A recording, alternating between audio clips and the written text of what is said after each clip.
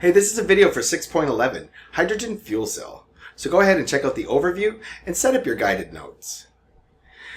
Okay, there's going to be some chemistry here. I'm going to try to make it short and sweet and painless, but a hydrogen fuel cell uses the technology that is found in batteries and has oxidation and reduction reactions. Oh my gosh, chemistry. But we have an anode and a cathode, and what happens is you have, in a hydrogen fuel cell, you use hydrogen and use oxygen in the air, and all that is produced is water and energy. This seems like, how is that possible? Well, here's the chemistry behind it. So you have electrons moving from the anode to the cathode, but you can also use an acronym, and Leo the Lion says GER. I don't know how much you really need to know about oxidation and reduction, but this is just something I taught when I taught chemistry. If you're losing electrons, you have oxidation. If you're gaining electrons, you have reduction. So that's how you can remember this if you ever see a graph where where everything is going. And I'll give you another acronym in a second. But this is basically the overall chemistry that's happening. You have your hydrogen. This represents oxygen. This represents water. And then you have your energy. Now, this is also, don't worry about drawing this because I made a nice little GIF.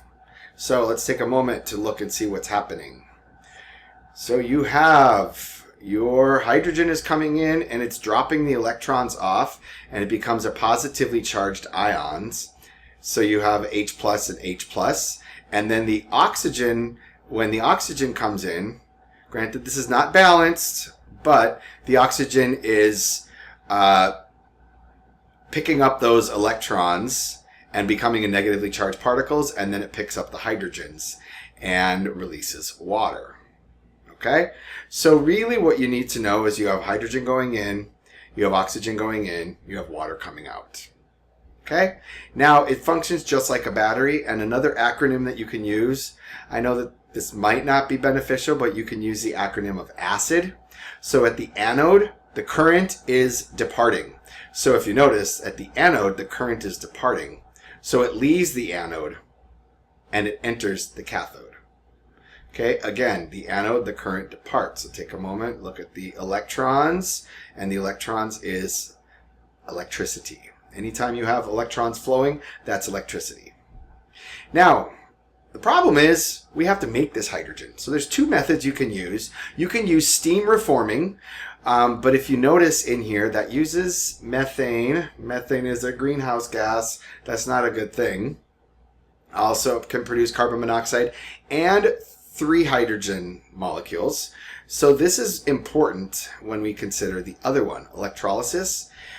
Uses electricity, but not natural gas.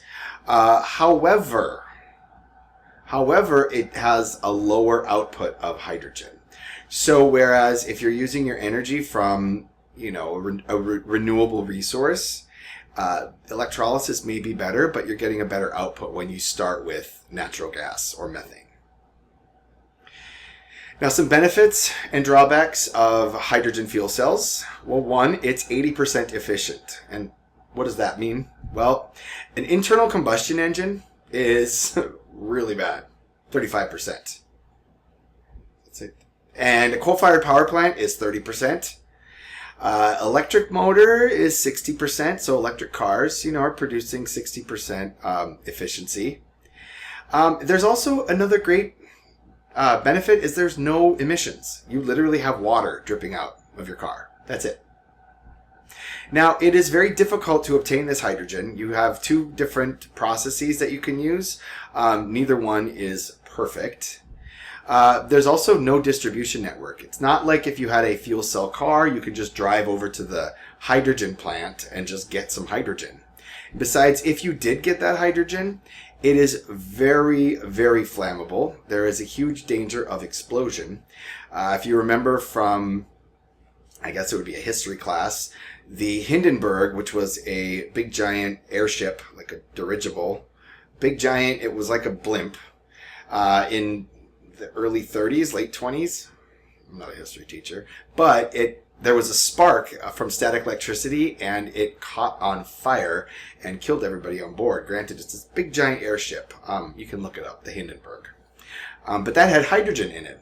And that's when they decided, let's not use hydrogen, let's use something less explosive like helium. But for a hydrogen fuel cell, helium just won't work. So what I would like you to do is respond to this check for understanding. And for FRQ practice, describe an environmental impact of hydrogen fuel cells in power generation. I hope that this video was informative. I thank you for your attention, and I will see you soon.